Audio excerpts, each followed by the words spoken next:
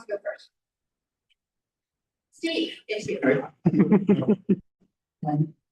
So I think I'd answer that in two ways. First of all, as I mentioned before, I was very fortunate to work on different campaigns during my adulthood. Yeah, and you stand up. Sorry. Yeah, So I've worked on a number of campaigns in my adulthood, so I've been able to see what it's like to, from the inside and the outside, how campaigns work.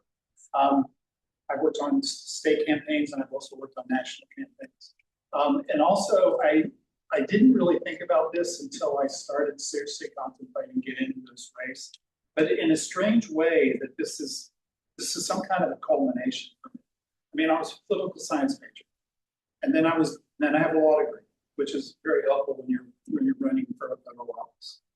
My business degree was in entrepreneurial studies, and marketing is a big part of what you do when you're out running, trying to project yourself into a race. And then I've also been a small business owner, and I know what it's like to struggle. I was receiving healthcare subsidies from Obamacare for the first couple of years when I started my business. And I know what it's like when people are losing those healthcare subsidies right now. We've spent almost $100 billion on this war, and that would pay for at least 3 and maybe 4 more years of the healthcare subsidies that many people have lost right now. So that's my shot at it. So one way having retail, so like I said, it shows you a lot of things. Like retail wise, you're the #1 person in that store. When anything goes wrong, we're right. When it goes right, you don't get the credit. But when it goes wrong, you have to be there. And you're also the person that people are talking to about healthcare, about how to budget just their normal day-to-day life, how to navigate childcare. It's interesting. I never gave my time in retail enough credit for how it kind of set me up into this and just understanding a lot of the struggles that we're all going through on a day-to-day basis. And then talking about team, I mean, I have 3 team members on the team right now. 2 of them have been a part of the Congressional District 6 special election in Johnsville, helping to move that needle. Another one is a part of a state-run race up in the northern part of our district. All 3 live within the district and just have deep ties each community they represent. So we're really ready to just hit the ground running on this. For me, it goes back to my background as well. I work in different areas. I come from one of the biggest cities where I didn't work on a campaign, but I was a volunteer on a couple of campaigns.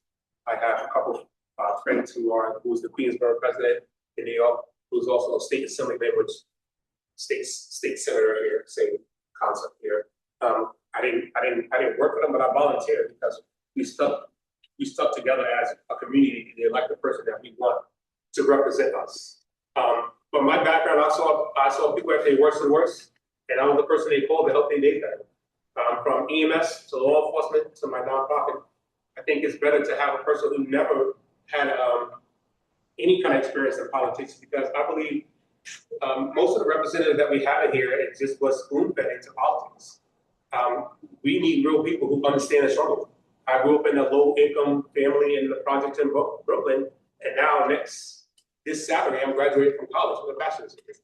And I'm living proof that if the government works right and let people know that we're here to help them, then I'm a living example that it can be we can turn the government on the right path. But I think I also have a good, strong team behind me. This is a very big district. They gerrymandered it on purpose in 2022. But I can say that we got a lot of things accomplished in a short amount of period of time because we have a good, strong volunteer base here all over our district, and that we're going to continue to push forward. And we're going to keep striving and just give it the best we have. I mean, that's the most any of us can do, no matter what our background is, because no matter which one of us get elected, we're going to be attacked a lot by the Republican Party because, like Steve said, I think they made a big mistake in redistricting, because that just made, with that and with this ICE operations, and we're seeing what's happening in Tennessee, I think that's just getting people fired up to get out and vote. So we have it going.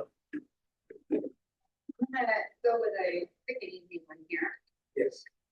I keep asking that. You're okay, good. Please pick one. Okay. talk to you, hold it. We'll start with, we'll just keep rotating, so Eric, you'll get first. Would you be willing to sign a pledge to limit the number of terms you serve and how many? Yes, that's an easy question. So yes, I would sign a term limit. I think we need term limits across the board. I think a reasonable one for House representatives, considering it's a 2-year kind of election piece, is a three term, so 6 years. But once again, every 2 years, you're having to go back in front of the people that you're representing to get that revoked. So that takes that, as far as like Senate, I think that's a 2-term piece, and then we need to get term limits on our Supreme Court. And get that into effect so it's lifetime nominating. I also agree. I'm a part of a couple of groups, Take Back Congress and stuff. I already signed the pledge, saying that term limits for every public office. I don't think that you should make a living off of working for the people as in terms of being there for 60 plus years. I'm going to jump on the back. I think they're about 8 to 10 years, depending on the terms, because Senate got 2 4-year terms, Congress is 2 years. So we can work out the numbers, but I think no more than 10 years. Also with the Supreme Court, right? Term limits, expand the Supreme Court, so every race and every religion and every person there can get their voice heard. Because right now we're too divided, and that's because people have been here. Not only the Republican Party, but also our party. We've been here for 60 plus years. That I think Congress was made for everyday people to go in there, fight for what they want to change, and go back to working out here, regular day job, and be a part of the community. So that's my take. I would not sign such a pledge. And the reason is that I'm tired of Democrats fighting with one arm tied behind their back. If the Republicans sign the pledge, I'll sign the pledge. If they don't sign the pledge, what we're doing is we're giving up seniority in Congress. And so that's how the people who head up the committees are the ones with the longest seniority. So if we all sign a pledge that says we're going to limit ourselves to 3 or 4 terms and the Republicans don't, they're going to have the more senior people running those committees throughout Congress. So if they sign the pledge, I'll sign the pledge. Without that, I won't sign the pledge. All right, Ronnie, you're up. What will you do to support workers' rights? Oh, everything. I've been working my entire life. I told you guys that I started from the struggle, and I still think I'm struggling, but you see God's person down here. But yeah, we have to back fair wages, stronger unions. There's so much that this administration is taking away from us. But like in Florida, the minimum wage is still $11 an hour, where the cost of living is probably double the price of that. So we got to make sure that we protect our workers, our unions, our teachers. I just found out not too long ago that educators here, that teachers don't get paid during the summertime. Yeah. And they split their payments up, and those are things that should not be happening, especially with somebody that's supposed to be teaching our future generations to take over our country and do right, and they're using their own money and they're really underpaid. So we need to fight every day for workers' rights, make sure they get the paid. In Volusia County, something that we're fighting now is that they turned their county from a D to an A, and the teachers are only getting like a 0.1% raise, while the administrative staff get like almost 2% and free cars and free vacations. Those are things that we have to fight for, and that state of Florida and the government is trying to take away from us, and always protect workers because we built this country. My mother was a public school teacher, and my father worked in private industry, but he worked for the U.S. government in nuclear energy research and fusion energy research. They both retired with pensions. I do not have a pension. Most of us in this room probably do not have a pension. The challenge we have today is that Social Security was set up to provide about 60% of the needed living expenses. And that was set up that way because at that time, the majority of workers in the United States were working for unionized jobs that would end up with a pension. So now we've got a situation where a lot of us are retiring. I'm not retired, but I'm of retirement age, but I'm not retired. But there's not enough money that's going to come in with Social Security, and that's with Social Security on the verge of bankruptcy. So I want to echo what Ronnie said. I think that doing something to improve the situation for people who worked, for the public and more unionization, and also the minimum wage is a big issue. It's still not even $15 federally. It hasn't gone up in a long time. It's nowhere near provides for the cost of living for the average household. In the state of Florida, you have to have 1.8 workers per household to just meet the bare minimum of what everything costs to live today. That's a problem that needs to be fixed. So with workers' rights, where I go to is one, we are about to see a major crisis on our hands once AI continues to roll. AI has already taken over, and we're already seeing massive job loss. And we need protections that are in place of what that looks like.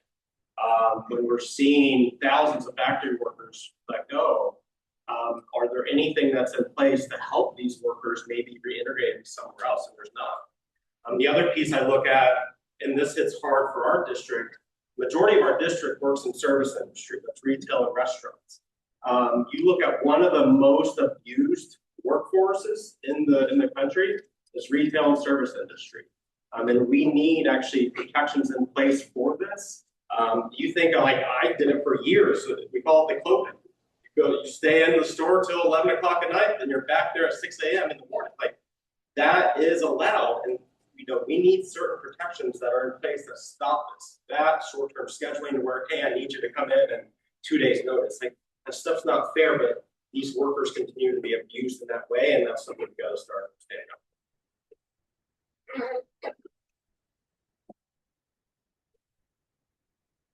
Steve, I'll preface this by saying we don't pull punches here in Progressives. We do ask some juicy questions. Would you be open to endorsing a candidate that is a genocide denier? Meaning for another seat? No. Absolutely not. Would you be willing to endorse a candidate, say for like Senate or for down ballot, that is a genocide denier?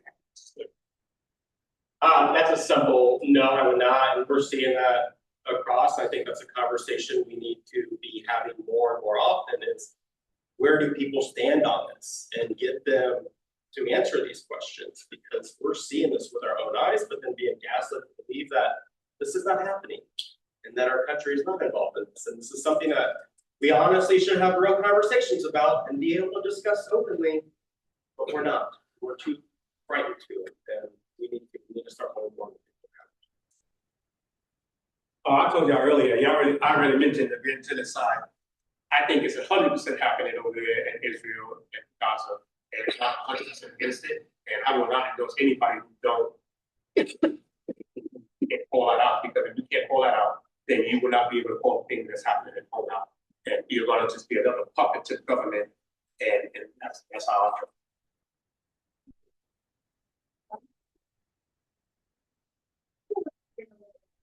It's not necessarily minor, but see, okay, where do you stand on data centers? AI data centers. Data centers are taking over. One thing I did hear the other day, which we talk about, like home rule and land rights right now, that's a huge topic of discussion, especially here in Florida, where the state has taken away home rule from our county and city leaders. A lot of federal pieces when it comes to land rights, like federal government doesn't have any say in that.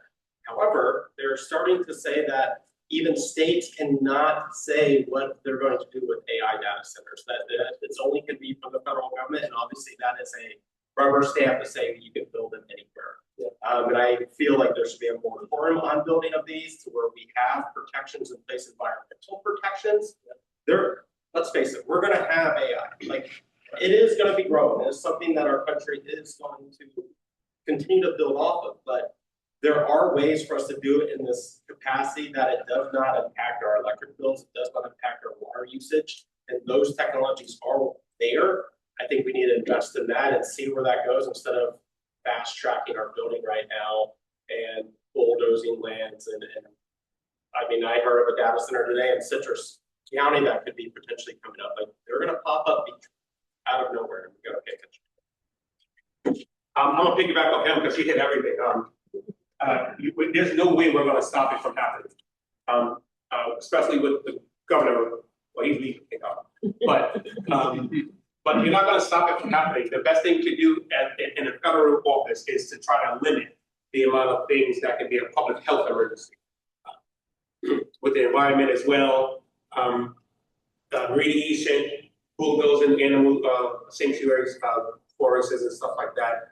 Those are the things that we can fight for. It's not gonna be easy. It's really not gonna be easy, but we do have to regulate it because they're like, this is Florida. We sit on the water, building and building and building, drilling into our flow aquifer. All that, like radiation is a big problem with big data centers as well. That's something a lot of people don't understand. Although they got these water hydro things to try to limit it, it still happens and things leak into the environment. So it's gonna be, I'm just 100% honest with you guys, it's gonna be very hard to try to stop it from happening, but we can fight hard to limit the effects it have on our communities. Briefly agree on this one. I Yeah. agree with what the other two gentlemen said. The other piece of it, though, that I'd like to talk a little bit about is the actual AI implementation itself. Yes, we need to regulate AI data centers, but we also need to regulate AI itself. And once we start regulating AI itself, it's going to then temper the rapid growth of AI data centers because there will be limitations on what the AI is allowed to do and what it's not allowed to do. And so I think that, yes, we need, I agree wholeheartedly that we need to do everything we can. And I think Ronnie's right, it's not gonna be easy to do. You've got a Republican administration, you've got a lot of state governments that are wanting to push these things forward as quickly as possible. It's not gonna be easy to stop that from happening. But we also need to regulate AI itself. We can't let the people who stand to make trillions of dollars make up the rules for something that could be a life-threatening, situation. Ready, Ryan? Well, Thing two, regarding the VRA, the Voting Rights Act, and codifying the ERA. So I had to get that question. We have to do everything in our power to protect those, both of them. I'm gonna talk more. Well, we gotta protect both of them. I want to talk about the Voting Rights Act because this is a sensitive topic that people don't want to talk about, but we have to talk about race when we talk about things like this. As a Black man, we have to. The Voting Rights Act was enacted for the minority and Black community being undeserved and unable to vote. And so the way that this government is manipulating that act to say now we need to be protected. When I say we, the white people need to be protected, right? That wasn't why the bill was made, and we got to be very honest with ourselves in government, because a lot of people are afraid to talk about race where it has to be talked about. I mean, if we're afraid to talk to each other about race, then how can I help you with all the other things? And so we need to protect it, because look what's happening in Tennessee. I talked to a friend that was out there. It's worse than what we've seen on the news. We're going back to Jim Crow era. And our rights get diminished. It don't only affect Black people, I promise you. It affects all our communities, because just because you probably have a certain race, if you are a part of our minority community, you are affected as well. When those Walmarts start closing and those transportations start closing and schools start closing, that is not the time to fight. The time to fight is now to protect these standards. So I'm all for protecting, and I'm willing to fight. I already told them I'll come to Tennessee if I have to. And so we need to, that's my take on it without being too sensitive. I completely agree. We do need to codify the Voting Rights Act. It's part of a problem that is bigger than just the Voting Rights Act. We have taken the eye off of affirmative action, and we have somehow, there's this mindset right now that we fixed all those problems. We didn't fix any of those problems. We were moving in the right direction. If you look at, say around 1995, 2000, there was a lot of movement, that was actually making things where people had better, closer to equal chances with one another to get ahead. We're now going in the complete opposite direction. So yes, we need to codify the Voting Rights Act. We need to get back and move forward with affirmative action. And on the other piece of it was the ERA. So the ERA, we're still only 2 states away, and there is no time limit on it. We could still we're only 2 states away to get to the 3/4 constitutionally to make it the law. We should get involved in the states that still haven't passed that yet. Yes, we should have the Equal Rights Amendment, and quite frankly, we shouldn't even need it. Because the Constitution already says that we're all equal. But the fact of the matter is, for the same reason that we need affirmative action, we need the Equal Rights Amendment. Because it's not being maintained on a regular basis the same way for everybody. Thank you. It really floored me whenever I first started running this and looking at different things that have not passed, that the Equal Rights Amendment had not been codified. And I'm thinking, like, how? I remember this as a child and being in place, and it never been codified.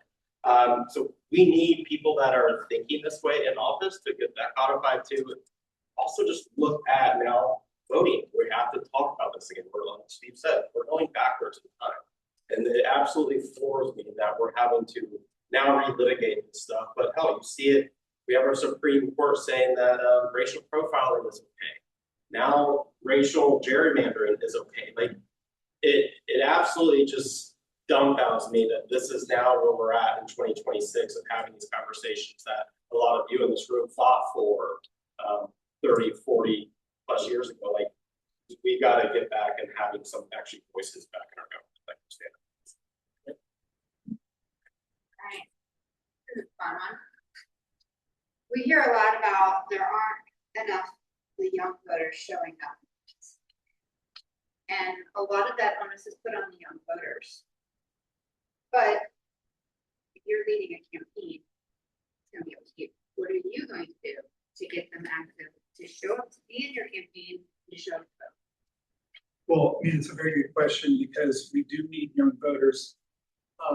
I was on a podcast called Palm Coast Ponderings, I think it's called Ponderings from Palm Coast. And we were talking about this, and the fact of the matter is that when young people vote, the total percentage of the population that votes goes up.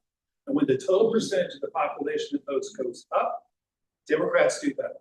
And as a matter of fact, in Flagler County in the last election, it was like 78% or something of the Democrats voted. Very high number. You were still a small piece of the overall pie. So I think that having energy, having a message, my message is change is brewing, and I'm actually out now doing something called Walk for Change. But I mean, change, young people have to see something that if they get involved in it, it's going to change something for the better for them. And so I think that those are the kind of things that we should be looking at to get more young voters involved. I see this in a couple different ways. One, we have to meet people where they're at. Not everybody is going to meetings. Not everybody is engaging in different things. Some are on social media. Some are on social medias that I haven't even, like Twitch and some of these. I'm sorry, guys, but maybe you can teach me at some point. The other piece is our messaging as Democrats. Like we talk about some of these things, but we don't stand firm a lot of the times. When we talk about is Israel committing genocide and we can't answer the question, I'm sorry. There's a lot of us in this room, like a lot of generations that are now watching things on social media that we aren't seeing on the news. And if we can't acknowledge that, then you're going to lose that demographic. You're not going to be able to speak to them because they're going to think like you're just not being honest. Yeah, you're out of touch. So we have to think of where our messaging is and make sure we're actually speaking to what we actually see in reality and telling them the truth about it and being honest. So this is fun for me. I have 5 children. My oldest one is in high school. So I like I said, I worked around children my whole life. I still work around children. I'm a youth football coach as well. And I got the honor of having 5 beautiful children in sports experience. So it's really about messaging for them. And like Eric said, meeting them where they're at. They're not going to come to meetings. So my son gets something down or something after I say, right? You just got to do things there. Like on my team, I have a lot of youth on my team, from colleges down to the youngest one is who. I'm talking about his school. In his school, we got a couple of high schoolers who also about to join our team. I think we got like 15. that join our summer youth program because it's the messaging for them. You gotta talk to them about what attracts them. They don't care about all these bills and healthcare, and that's for us, right? That's for us for their future. They want to know, what bill is gonna stop me from playing my football? Right? What bill is gonna stop me from getting my driver's license, gonna play my scooter and stuff like that. And so we make it exciting and make it fun and get them out to vote and make it like, hey, listen, this is what we're gonna do and this is what we're trying to stop. That's how we attract the young voters. When I'm talking about high schoolers and beyond. Now college is a little bit different because they're moving to that stage of adulthood. They are now opening their eyes to adulthood, and you can go and talk to them about basically everything and let them be a part. She said it earlier in her opening speech, let them choose what they want to do. Don't force them. They already get that at home. They want to come help you, they don't want to be parented. And so we just got to be open, be honest with them too. That's a real big thing about the young. Once you lose hope in the young people, they're not going to come back. So always be honest with them, transparent, do fun things, and let them know that we're fighting for them. They'll understand.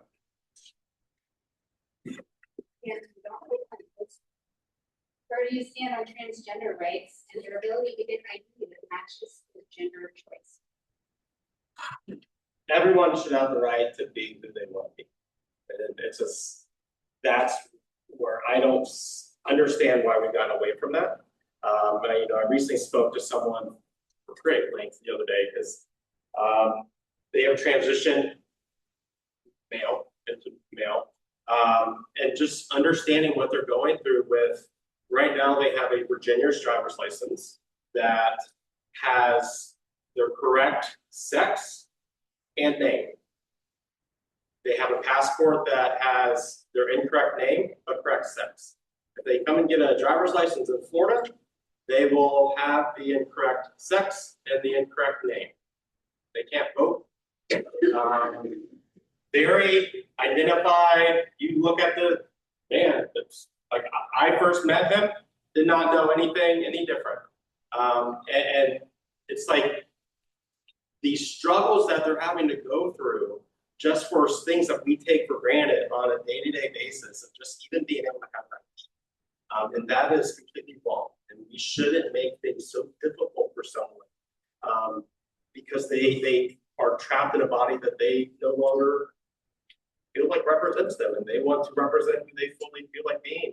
But yet we make it so completely difficult, and now we've gone to the extreme of even labeling us terrorists. And it really, really impacts somebody not to even just be themselves and to stay in hiding. And it's something we need to completely address and get those rights out there probably. For me, I majority of my brother is part of the LGBT plus community. I openly help. I argue with them. I'm just like, I know they're the best crowd you could be around. My take on this is that the government really don't care. They just want control. And what I say is that my take on it, you be whatever you want to be in life.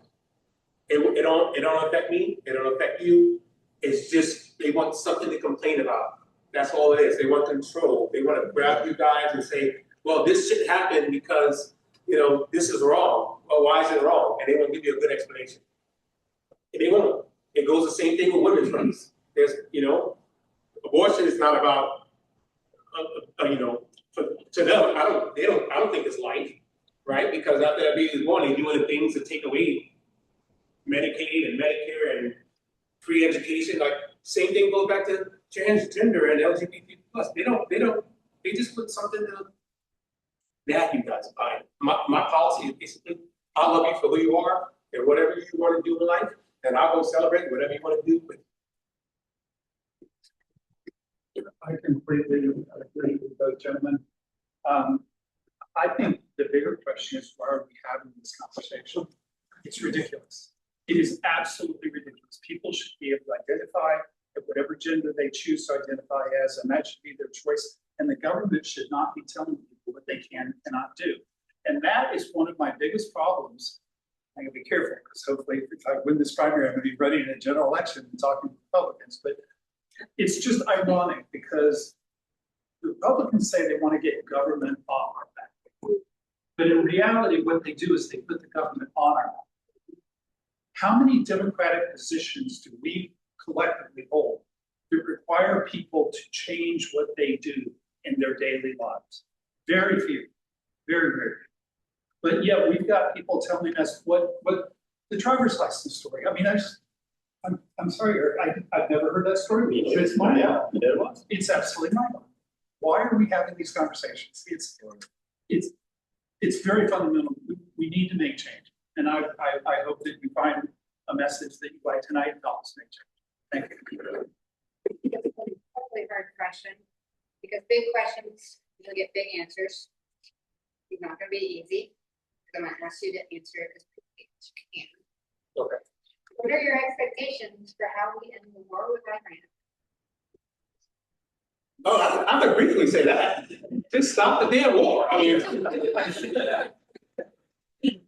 mean, it's an unconstitutional war as we speak about it. I mean, there's no, talking about brief, I don't think that you can brief. Just stop it. Give us a Congress that's willing to have the cojones to go up to this president and stop doing these unconstitutional things. It's way past 60 days. At first he's saying, I don't need it because I need 60 days. Now 60 days is over, he's saying, I don't need it because it's a conflict. It's a damn war. Right? When people are dying and missiles are flying, it's war. Yeah. And the way we can end it is by telling him, all right, that's enough, come back, and then we can go back to having our little gas prices. But that's exactly why gas prices are. Well, that was brief enough. It was brief and I agree with it. I think that there's another way we can end this war. I think it's the way we will end this war. Trump always chickens out. So what's going to happen is he's going to find some agreement that he can reach with the Iranian Guard that will look in some way, from some angle, like it's a win for him, and then he's going to walk away. And we will have accomplished nothing except for raising the gas prices, creating inflationary pressure, potentially heading into a global recession. Other than that, you know, it's been a fine little excursion, as he likes to call it. Don't forget the deficit. Forget the insider trading. Yep. Yes, in the war, where I go with this is we need to have a complete relook or kind of just re-engagement of how we are in the Middle East. We've been there for decades.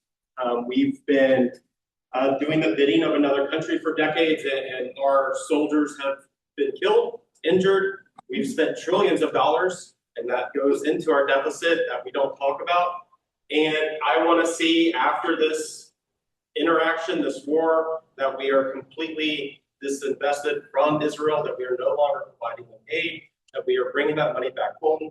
If you look, our weapons are used across the world for atrocities that we don't even talk about. And it is something that we have to start talking about more. And I hope that this engagement starts bringing that conversation to the forefront, because we haven't been discussing it, and it's obvious where this is going. And I hope that he does talk about, obviously he makes crises happen so that way his friends and himself can get rich. And that's all what this whole war is just one complete money grip. And we get into Congress to where we can get our power back and we start holding some accountability in this. Because I also think there needs to be investigations into our involvement in what was going on, as well as Israel's, and really understand what this relationship looks like. We have one last pre-scripted question. After that, we're going to turn it over to you guys. So start keeping those questions in your head. All right. So, what country's healthcare system do you think would actually be best for our country? The best healthcare system for our country is the United States, 1973. That's the year that we privatized medicine. In 1973, we were number one for the lowest infant mortality in the world. We were number one for the longevity in the world. We were number one for the longest quality of life in the world. Today, we're 18, 27, and 34 on those measurements. What's changed? We still have great doctors. We have great medical schools. We have great hospitals. What's changed is we privatized our own medical system, and we ruined. You know, let me get this quick, but I fractured my ankle. Eric and I ran into each other this morning, turning in petition signatures that apply to the county election commission. And So anyway, so he asked me what happened. You're right. Well, what happened was I won't tell this. But what happened after I fractured my ankle is that I had a choice. It was like 9 o'clock at night, and I didn't have anybody there to take me somewhere. So I could either call an ambulance to go to the emergency room and get x-rays done, but I didn't know how much of my Medicare Advantage plan that was gonna cover, or how much of that was gonna be in my out-of-pocket.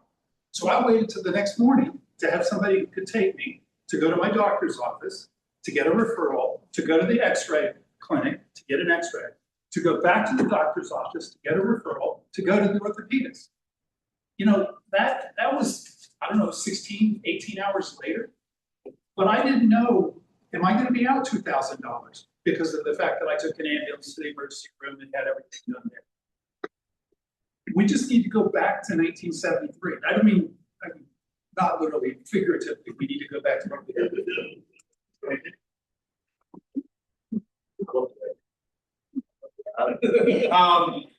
But I don't.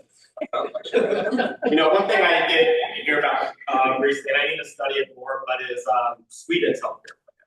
And how I understand it, it is a single payer system, but you still pay in, and you have options for insurance if you want them to up level your care and your plan. But there is a baseline level of care that everyone has access to, that you can get healthcare. You don't have to go back and forth to different things, or, you know, like me, for example, right now, I don't have healthcare. So it's shopping around and making phone calls left and right to say, hey, will you accept me? Yeah, we may be able to. We shouldn't have to do that. And when you look at plans that are in Europe, in particular Sweden, there is a good balance. So there is still that capitalist system of you can pay for insurance, but at the end of the day, you have a good baseline that everyone is covered. And no matter what it is, everyone is covered, can get healthcare. You know what? The wait times are not long. Their standard of care is not bad. You are able to get into, I mean, hell, now waiting for surgery, it takes time. You know, we can have the same level of service they have there, and it's not taken away from that. So you say there, what do you mean? What's that? Like Sweden. Like Sweden? Yeah. Is that your answer, Sweden? What's correct? I'm gonna say, and I'm gonna give you an explanation, but I'm gonna say Israel. Do you guys know that Israel has universal health care? Want to know why their health insurance is, and their health care out there is great? We pay for it. And so we invested in Israel into our own country. We will be just as great. I can't say go back to 1973 because I was born in 1990, but I didn't know what. But I didn't know this because recently I did research on Israel, and they have universal health care, child care. They pay for 90% of affordable housing for their citizens. They're number one for AI technology and all other technology, right? And looking into how they got that money, we pay them billions of dollars a year. And give them everything. Like, that's the kind of country that I would want the healthcare, because looking into them, they can walk into the ER and you probably would have had surgery within an hour and been out in 2 hours, right? But we're paying for it. And we can have that here if we can change what we're doing, because we know a lot of money from our country being funneled back into our country to the pockets of those workers. So that was my answer. I did some research not too long ago into Israel and their healthcare system, and they got everything that we want here in America because we can work. So when it, I know that. So what I'm gonna, in the interest of making it so that everybody does have an opportunity, if they have a question, to ask one, is get right to the point. Just ask the question. Don't talk about what you think. I mean, I'm sure what you think is very important, and you are welcome to tell the candidates that, but ask the question, find out what their answer is, and then later talk to them more about what you think, so that we can all ask. So I don't know how very far left you would consider me. Definitely to the left. I would say progressive is probably like moderate / kind of on the conservative side of me. So what I want to see from the Democratic Party is a shifting from our economy to private wants, not needs of the wealthy, connected billionaire class. And what I want to see us look into is have a conversation around an economy that's based primarily on regular working people's needs. So obviously that includes things like universal healthcare, which, you know, we're past prime to do, but like we need to see about like, you know, making higher education affordable, maybe like federal jobs programs, so on and so forth. What's your take on this? What's your question? I agree with you. I think we need to make the top 1% pay their fair share back into this community because they got there because of the backbones of us working people. I agree with universal healthcare. I also agree with universal education.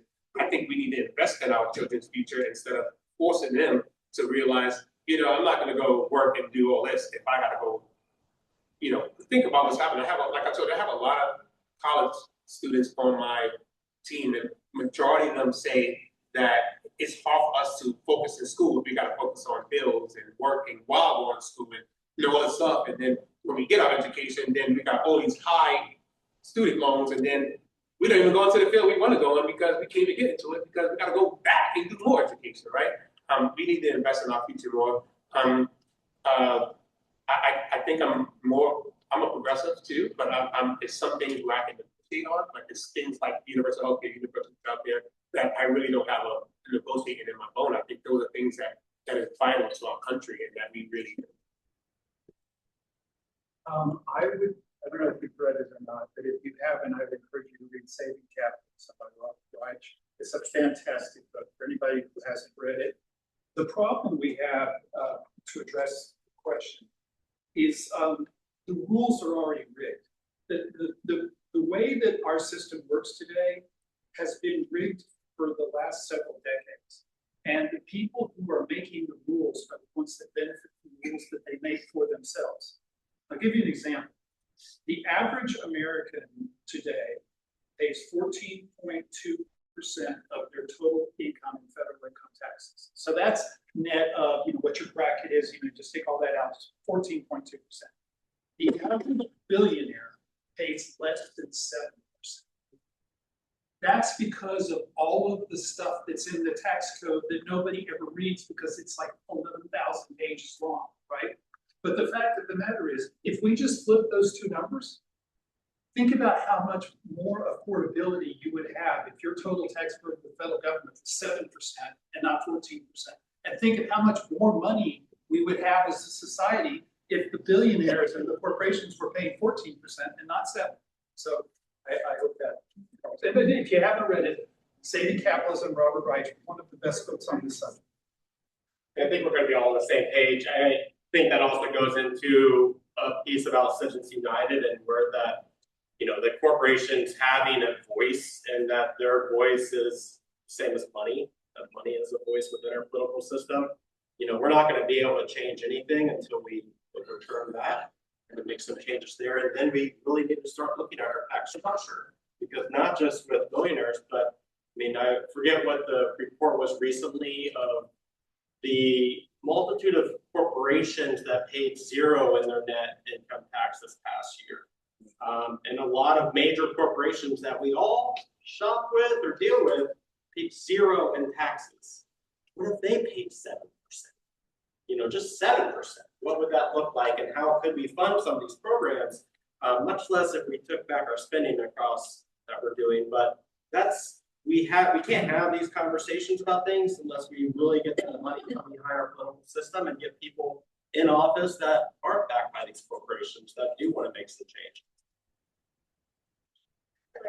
Yeah, I feel like Eric's already answered this as part of another question, but I'd like to hear from everybody what you think our policy should be in the Middle East going forward. In regards to what? In regards to whether we should support Israel, whether we should have. Absolutely not. I'll go first. That, but. Yeah, like the whole thing, whether we should be involved in the Arab countries, but what we need to be doing there. Well, it depends on which part you're talking about. I think we should defend and protect our allies because that's what makes us the first superpower nation of the world, right? We're there for a reason because it's like this is your household, these are your friends, right? Growing up with, I grew up in Brooklyn, so hold on. My friends go fight, I'm fighting with them, right? But if my friends started to fight and they did wrong, I'm not getting myself in there because that's your problem. That's the same way we kind of look at it, because we have to protect our allies, because that's how we become stronger. And I think we need to also get back into that the EU contract that we started, because we started that whole program and then pulled ourselves out of it. I don't know why, because they said that they didn't want us to be tried in the EU court. So they were, I don't know, but yes, somebody that's committing genocide like Israel, no, of course not. But we got other countries like the one Randy Fine tried to annex. Why? You know, we be there to protect them, they small, but they are allies. So yeah, the good ones, we do have to stay there and protect them, because we got to make sure countries like the ones who are trying to do that, like China and Russia, don't invade them. And that's how we keep stabilization within our regions. You saw, sorry, Netanyahu was on 60 Minutes last night. And he's really been reading the tea leaves. And so he's already talked about cutting off receiving aid from the United States, because he knows what's coming. That's what we're talking about right now is going to happen. We're going to dramatically reduce over the course of the next 10 years the amount of money that we give to Israel, and I think that's a good. But I also think that we also need to be careful not to throw the baby out with the bathwater. I know that I am, and I bet every single person in this room is embarrassed by Donald Trump and is embarrassed to be an American on a global stage right now. But when Donald Trump's not the president anymore, when Pete Buttigieg or whoever it's going to be is going to be our next president of the United States, we don't want the world to hate us the way that they do right now. Don't hate Israel just because of Netanyahu, because it's really been under his control that all of these things, the war crimes and war that seems to never end, because in their constitution, when you're at war, you can't be tried. And so he's facing the trial once this war finally ends, which is why he doesn't want it to end. So anyway, long story short is, I agree with the basic principle, but I'm just saying that Israel is a country and the people of Israel are not our Netanyahu and the current administration are, in my opinion. You want me to elaborate more? The only, like, I went into a lot of this, but we need to rethink all of this. It's not about a people or about a religion, but it is about governments that we are supporting and continue to support. We have ruined our reputation around the world right now in a very sad way, and it's really sad to see. And we need to rebuild that. We need to rebuild those relationships. However, what I talked about earlier, you know, we think of someone like the UAE as a partner of ours. They're committing genocide in Sudan. Yes. With our, so it's like, we think that we have these relationships with people in the Middle East, these countries that we call our allies. But they're doing atrocities overseas, and they're using our weapons and our money to do these things. And we don't say a damn thing about it. So, like, we have to reconsider this. And I do think that I probably pay way more attention to geopolitical politics than is really healthy for a human being. There's a lot of changing going on right now, you know, and I think we're trying to get into, and I say we as like everybody involved, but we're going to see a lot of change in how our geopolitics works around the world, where, you know, it's almost hemisphere based. It's what I see, what could be happening eventually, and what does that look like for us? We're not going to have our bases in the Middle East. They all just got bombed. So what are we going to do? Spend our tax money to rebuild those? And that's where I think we're going to reassess what this relationship looks like, whether we like it or not. And it's going to have to take people that see this other different. Yeah, my question is, why can't we vote the 25th Amendment to get rid of the malignant narcissist in the White House? You know, and will you, any one of you try to do that? That's my question.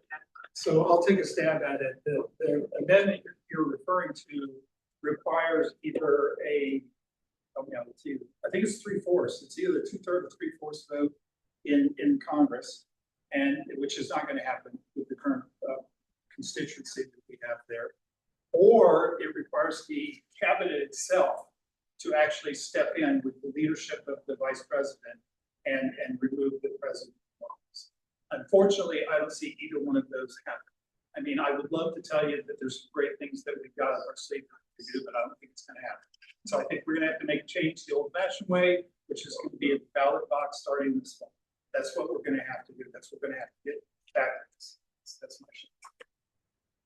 Yeah, and I see it the same way, unless we make some huge referendum this November and we take a clear sweep of the House and the Senate, that's gonna be a tough thing to do. I think the big thing we have to look at right now is, one, regain our power. Congress is giving up their power left and right. I mean, our own congressman right now just signed a bill, or is trying to push forward the bill for the ballroom. All that says is that I give Donald Trump full authority to make any change he wants to the ballroom and doesn't have to go to Congress for anything. Not money, not design, not changing a thing. He can tear down more things. Basically just giving all power away that Congress should have to the president. And that's what we keep seeing left and right, is that we have a Congress that keeps giving their power away instead of standing up and saying, no, we own a third of this and that we should own this back. And that we'll need to hold them accountable to. Can't do that until we get the power back. Yeah, I also agree that it's gonna be hard to invoke the 25th right now as we speak. The best thing we can do is vote this November.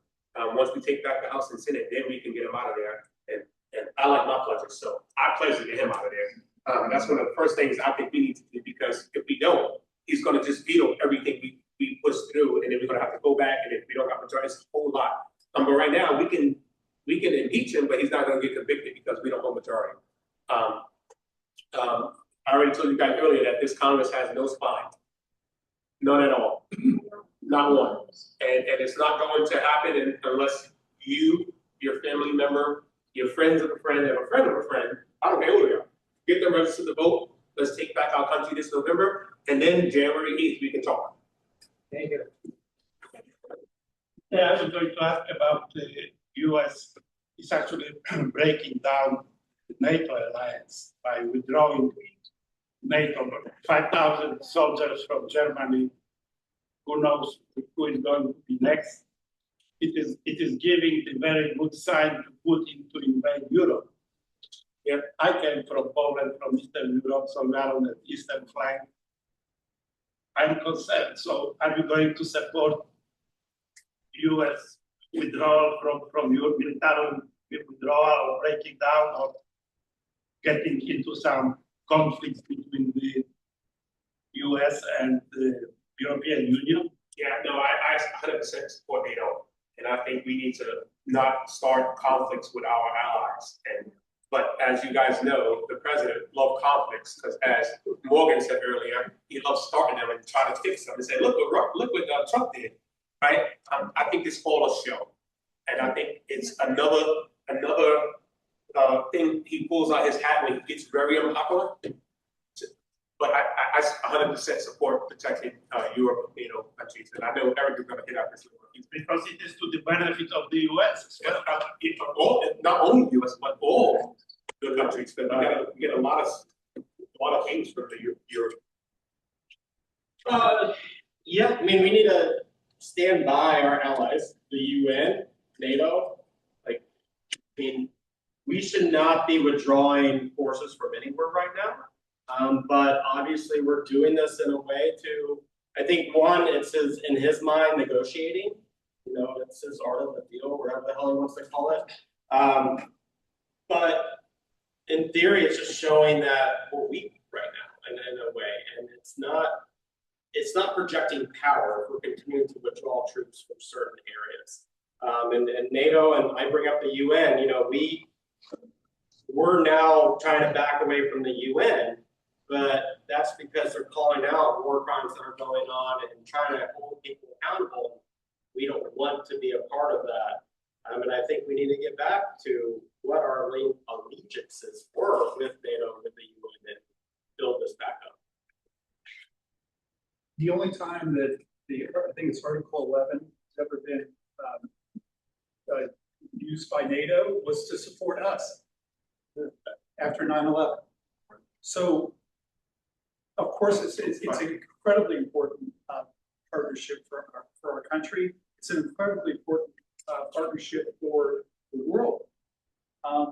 And so I think that we need to get back to this place where I want to separate that.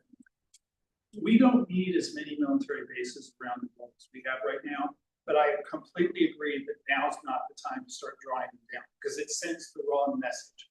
The message should be we should work collaboratively with our NATO partners to increase their defensive capabilities while still providing the pledge that we'll step in if needed. So I believe that over a period of time, we should have less American soldiers in different bases around the world. But this is not the right way to do it.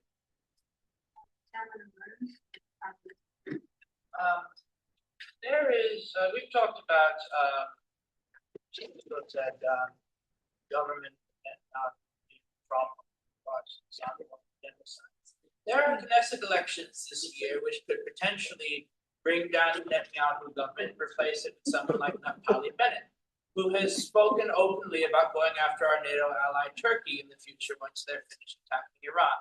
If that is the case under a new non-Netanyahu government in Israel, let's say led by Bennett, would you all support congressional legislation that would place sanctions, the sort of sanctions that we have currently on Iran, on Israel in response for their continued aggression under a non-Netanyahu government? Yes. Yeah, and then I heard that same thing from him. I mean, Turkey is a great power in the Middle East. And the fact that we want to, or not we, Israel, but we're partners with them in this, now say that they're next, that's highly concerning. And that just goes to show what the true intentions of the current Israeli government is and potentially future Israeli government. And yes, that means withdraw money, like stop money.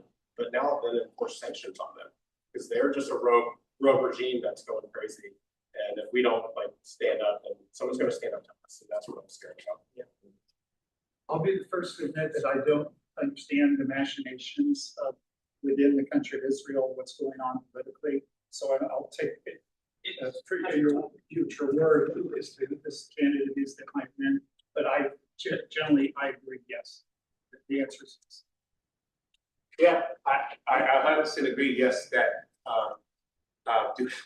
Turkey, we know how strong their military is, and to go attack somebody, especially like that, that's a strong ally of us right now. It's the second largest army in NATO. Yeah, it's terrifying. It's terrifying. It's terrifying. So yeah, I 100% will support it. And that will be World War III. That will. It will be a lot worse. So, would you ever consider supporting like a national transit system, i.e. like an expanded rail system, or a federalization of like an airline per se, like simply at Spirit go out of business without nobody without Delta Airlines money could travel? Yeah. Yes.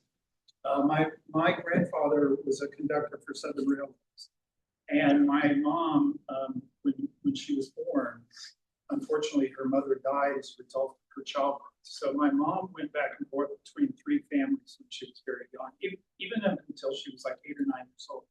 And that was getting on the train and going from Waynesville, North Carolina to Knoxville, Tennessee, and going from Knoxville, Tennessee to Asheville, North Carolina, and back and forth. And we don't have, if any of you, I've been very fortunate to travel a lot, and you get to Europe, you don't need to go to an airport. Once you fly in, just get your Euro pass, and you hop on the trains, and you go everywhere you need to go. Yes, they're expensive to build up front, but they're not as expensive on a per passenger basis over a long period of time. And it also is extremely good for the environment because the greenhouse gas emissions per mile traveled when you put a bunch of people on a train is way below what it is on a plane, and it's way below what it is in cars. So yes, I would be a big supporter of that plan. As a matter of fact, if and when I get elected, help me write the bill for it, all right? Yeah, I 100% support that. Actually, me and Eric was talking about, not the logo, not here, but, yeah, we was talking about like how ways that we can think about doing it in the federal capacity of like extending the Amtrak that's going through Putnam County, and then, or we can expand this Sunrail up to the east. Listen, I come from one of the biggest cities that has one of the biggest transit systems. And if you haven't been there, you will love waking up and just taking a train ride and don't have to drive everywhere. But it also, it saves a lot of emissions in the environment and a lot. So I'm a big proponent of expanding because Florida's growing, if you like it or not. And that's something we can do to help. That's one of the biggest complaints we have in this campaign is the traveling and transportation. What I would like to see with this is, yes, we need some type of federalized transit system. I agree with like having some type of planes. I mean, we have new, Palaka just got at their airport approval to have drones that are taxi drones. So they're going to start testing those in the next year or two. It's pretty awesome. The short flights from Palaka to Daytona and kind of around the area. But the way I see this is we really need a new, like, a revamped new deal process, you know, to where we're going to have thousands of people out of work. That's going to happen. With AI taking over, we've already talked about this. We're going to have thousands of people out of work. So we got to learn from history. So let's think back what happened in the 30s with FDR and the programs he put in place to get people back into work after the Great Depression. I'm not saying we're going to be in depression, but how do we get people working and then also investing back into our infrastructure here? And what does that look like? Like rail, some type of drone taxi system. Like we can do these things and also then start investing in jobs to create these platforms and then have a whole nationwide system where we can have transit systems. Do you support the death penalty? What's your opinion of that? I'll go first on this one. I do not support the death penalty. I never have and I never will. I understand the anger that somebody feels when something's horrible is happening to a loved one. But when I was at law school at the University of Tennessee, one of the professors taught a class about capital punishment. And at the end of every semester, he taught the class once a year. And they would poll everybody when they started the class. And it was usually about 50-50 support for the death penalty. And then they would poll them again at the end of the class. And it's like 98-2 against the death penalty. Because the death penalty costs us more money. It sends a message to our society that it's okay to kill. And it's just not, you know, whether you're a religious person or not, it's just not the right way that we should be treating people. So in my opinion, I know it can be a divisive issue, but I absolutely do not support that. I don't as well. I mean, capital punishment has been in our country since its existence. Actually, our world has been based on capital punishment. And I think there are programs, I definitely feel there are programs that people can rebound from. And maybe you spend your entire life in prison. But I just don't see how killing another human being as a punishment is really justified. I just don't. I've never felt that way. Yeah, I don't believe in the death penalty for a couple of reasons. I think that's just personally me. I think taking another life shouldn't be your choice. It should be the choice of whoever you guys see as worse. But on top of that is it's the mistake that's gets all the we put somebody to death and we found out a couple years later that it could be innocent. And I don't care if it's one life, that's too many. And so if he's going back to the time, we wasting so much more money, they sitting in death row for 35 years. And now the community is not looking at that 20-year-old no more who probably killed his mom or his young child. They're looking at this like 70-year-old man who's probably on the verge of dying anyway through no means that we're putting to death and it looks bad. And so I am not a proponent of the death penalty. Yeah, Steve. Yeah, my question, I live near the villages. You know, so we're an older segment of the population, you know, they're my people. And, I asked this of other politicians and I haven't gotten an answer and I can't get one online, so this is your all's litmus test, who's got an answer for me, okay? The question is, Biden had put an amendment into the Constitution, I believe it was, or a bill he had passed. Bottom line was that if you have a catastrophic disease, you rack up bills, they can come after you, you can make your payments, but it would not go on your credit report. Oh. And I thought that was great because I owe $50,000 for 5 years. I paid $25 a month. That's all I could do. But that was with good insurance. But I'd also heard that they reversed that. Is that a fact? Yes. They did reverse that. And hopefully you can put it back when you get, one of us get elected. That's a major concern for all us older people that have medical issues. I mean, I don't think anybody's addressing that issue. We're talking about pie in the sky things that don't really matter to us. That matters to us locally. That's a main issue with us in our area. I can, yeah. But it is. That's something we need to reverse. They reversed it, but that's But something they we can't put it on your credit if you make within 30 days, make Yeah, your if payment. you're making your payment. So I still have an 820 credit score. Yeah. Even though. I'm somewhat far from you, bro. I won't answer that, but you shouldn't even have to go through that. Yeah, That's the problem. I mean, medical debt affects everything. I mean, you're one disease away from catastrophe and bankruptcy. yep, and It that's the shouldn't problem. be that way. That's the problem. But the reality is right now, we gotta get these creditors off our backs. Or I have that pressure. Yeah. If I'm on fixed income, Yeah. I gotta make that payment because I can't have my credit score because when you don't have money, you better have damn good credit. Yep. If you ain't got either, you're totally screwed. Yes. So that does affect us. No one talked about this yet, ICE. I think we should abolish it and go after the people who have taken away the due process rights of everyone that has gotten in their hold. So do you support abolishing ICE and maybe going to like a more humane and just immigration system? Absolutely. We haven't mentioned very much for good reason. We don't want to. Randy Fine said a job well done when Alex Perry was killed. Yes, he did. He did say that. And if you haven't seen this, go to Wikipedia and read like the last 4 paragraphs of Randy Fine's portfolio, his profile.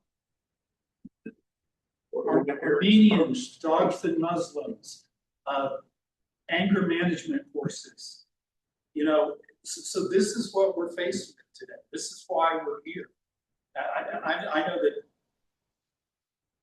his vehemence is one of the things that motivated me to run. And so, yes, going back to ICE. Well, there's a lot of things in America that we're hypocritical about, and you're right that it was, people said it was unfortunate that we hadn't talked about this until now. But we don't actually have a very good, well thought out process towards immigration. And we're a country of immigrants. Like we all came here, like, mostly Scotch-Irish. And so there's a whole story, a litany of going from Scotland to Ireland and then the potato famine and then coming over to North Carolina. All of us have different versions, different stories as to how our predecessors got here. But we don't, I used to work in Northern California and I ran a winery and a couple of other businesses there. And I noticed that the people who were the owners of the businesses, a lot of times were Republicans, and they would publicly say that they were against immigration, and yet they would hire the illegal immigrants to work in their businesses. I mean, this is not uncommon. This is not uncommon at all. And so we need a well thought out immigration reform plan that allows a real plan, but we should close down the border. We shouldn't have people we don't know who they are, just randomly coming into the country. So we need to have something, but ICE is ridiculous. And there's been a lot of talk about Chuck Schumer not being as strong as he should be. And, we could argue argue about that one way or the other, but they have held the line pretty good on not giving ICE more money, and I think that that's an accomplishment in these dark days. Maybe talk about pledges and stuff. I signed a pledge recently that said, yeah, we need to apologize. What's funny is I think Randy Fine is catching on to this because he did post something the other day with ICE National Immigration Custom Enforcement. So maybe he's playing on changing the name, but you know, we need a system that's rooted in due process, rooted in fairness, rooted in a way that people can still come and have that American dream that all of our ancestors somehow came over here in some way, shape, or form. We're all form of immigrants. Unless we were true Native Americans, and we forget that immigrants and immigration like make this country what it is and make it so unique and diverse. And we need something that celebrates it, not has people living in fear to go outside to the color of their skin. They're worried about going to a store and getting picked up. You know, that's what we can't have. Yes, we need a border. We need to have control over who's entering and exiting. I get all that. But we also need to have a system that is fair, and equal, and just, and making sure that everyone has a chance to. Yeah, I'm all for the abolish ICE. I signed that pledge as well. As a Latino and former law enforcement officer, that's something that's they both close to me. And ICE is not law enforcement. I separate the two. And I don't call them illegal immigrants, they're undocumented immigrants, because I understand closed borders, but if you running for the things they're running from, you'll try to go anywhere. And America is supposed to be one of those countries that accepts those people when they're running from things like what's happening in Mexico or any other country. And I don't think it's them jumping over the border the problem. I think it's our immigration process in general. It shouldn't take people 25 years to get a green card, because to be honest, talking about Social Security earlier, the undocumented immigrants are the ones that see Social Security 2 times, and they pay into it. They pay into it through ITINs. They pay through it through when they go shop. They pay taxes just like all of us, right? But who here got some kind of tax return this year? Some of us did, but undocumented immigrants can't get nothing. They can't get Medicaid, they can't get food stamps. It's all lies that you're being told that they can't get it because the first thing. Taxation was all. Absolutely. So that's why I'm all for abolishing ICE, because right now I'm canvassing and some of our farmers are hurting. Yeah. Because I'll be the first to admit that I ain't going in no field. It's too hot for me out there, right? But they're willing to. And why can't we accept those people the way they are and give them the right paperwork to be here and do what they got to do? I'll say one last thing, that this whole weekend I've been fighting for Lysandra, who's been picked up by ICE. She's been here since she was 4 months old. 4 months, because her mom messed up all her Dreamers Act paperwork. Now they picked her up and now she's going to be deported. Like, it's stuff like that that ICE is doing. And it's not only ICE, it's Ron DeSantis. Yep. He has signed over those 2 sovereignty agreements. As me as law enforcement, I have to abide by it because my local chief signed it like a dummy. And Florida's not a right to work state. They can fine me for any reason if I don't abide by that 287 review period. So that's the first thing we need to do, and treat them as people, not as property. All right, that is be fast, and the answers have to be fast. We are running out of time. Dana, and then you. Okay. I got a 2-part. But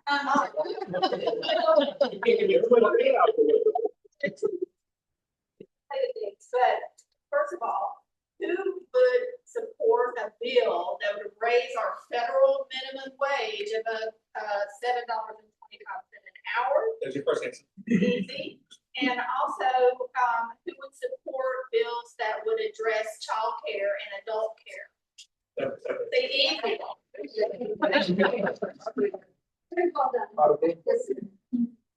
I think we should close down the inhumane alligator Alcatraz. Yay. Well, it's open, and we still got to pay $700 billion taxpayer dollar by the way. Yeah. That's cool. Can I check the point? I just got off a conference call with some young lady named Song Wee. She's a Vietnamese. And she's a chapter president in Minneapolis. of a group called Sunshine. Now, if you're not familiar with them, it's like 100 young kids. These guys are in their 20s. 6 of them blocked off the artery into Minneapolis. And she called me and talked to me, and I thought they were just 100 kids up there. It was an isolated group. I did one of the group calls. Apparently, they have 3,000 chapters throughout the country. Are you all familiar with them? Sunrise. Check them out, because you're all looking for young voters. There they are. And it was so refreshing to talk to a 22-year-old who was like thinking like I am. It's like, wow, you took my brain and put it in this little young body. Unbelievable. There's a chapter at a UCF. Yes, she actually is the one who founded it. She's a client who just graduated last I met year. her the other day when we were in Rio. Who was there visiting, they were able to. Who song was? Yeah, well, one of her chapter people was down there with her Sunrise UCF. Founded the chapter as when she was a student, and then she moved up to Minneapolis. So that's why I'm late. I didn't understand you were talking about it first, but I know you're talking. Okay, good. All right, so with that, we pretty much have to wind down. If people want to get in touch to donate, volunteer, or ask more questions, how do they get in touch? So for me, it's very easy. My website is www.ron4congress.com, or you can just type my full name in Google and everything will pop up right there for you. Easy it is for me. All my socials are the same. It's Ron for Congress for FOR. Somebody already took the FOR website, so I have to use the number. But everything is there. I have some literature here if you guys want to take some with you. But it's that easy. Yeah, for me, it's yonsforcongress.com, so YONCEFOR, congress.com. Eric Yance for social media, YIC, YONC. Morganforcongress.us, and I also have some materials if anybody wants to take the information that has the website, Facebook, and Instagram. So just to close this out, if you are local and you are interested in coming to our event on Saturday, which is the CD3 Town Hall, which will have some statewide representatives, and some county ones. It's kind of a mishmash. You are all very welcome to join us. I am beseeching you. We worked very hard last year to try to keep Randy Fine from getting where he is. And we actually really, I know everybody's like, oh, but you didn't win. We won in a lot of ways because we really did. We made an impact. We made Trump literally hold off on his tariffs because he was too scared to do it before the election. And we did flip 4 seats. We almost flipped 4 precincts just in Marion County. We flipped more in other parts of the district. And we almost flipped 4 others in Marion County. So we really can do this nationally, starting with that. That was the beginning of the blue wave. Even though it didn't feel like it, because we didn't win, we moved the needle so far. In District 1, it was moved 22 points. In District 6, it was moved 16 points. The national average is a 12-point overperformance by Democrats across the board. And we, at that point, even before all of this crap has happened, we managed to move it that far then. Florida has been overperforming plus 17 points. This is a winnable district, but it won't be won if people don't do the work. So we've got Dana back there. She's a coordinated campaign chair for both our group and for the DEC in general. She will train you on how to have different types of voter outreach and contact, whether it's phone banking, door knocking, tabling at events. There are ways that you can do lots of behind the scenes work for any of them, for the DEC, for whomever, whatever organization is getting involved. There are a lot of different things that we can do. You can support people on social media. You can just tell your neighbors about what's going on and get them involved. But the point is that if we all just did a little more than what we've been currently doing, we're that close. We're that close to flipping many different seats in Florida, and this dummy mandering, it has us all very mad, but they actually diluted the Republican power in a lot of areas. So we got to get the message out, not just to people in our immediate community, but throughout the district and throughout the state. We have to work together. And there's going to be some times when we are not in agreement about everything. I mean, I run the progressives. We don't always agree with the establishment, and I know the establishment does not always agree with us. But we are all in agreement that we have to have change, and that means that we've got to get involved, because our leadership is not doing it for us. We need people power. This country is founded on we the people, and we the people are the only ones that are going to make the change that we need. So please, whether you have a little bit of time or a lot of time, it doesn't matter. You can do a little bit more than you did before. I know I can, and I'm asking you guys to do it too. Help these guys out, help them all out, help one out, I don't care. We have to start working on this now.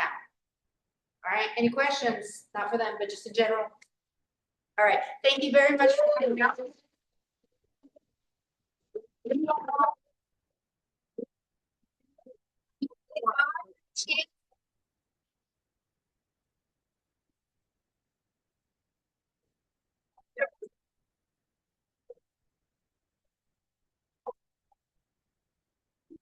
I had it on yesterday.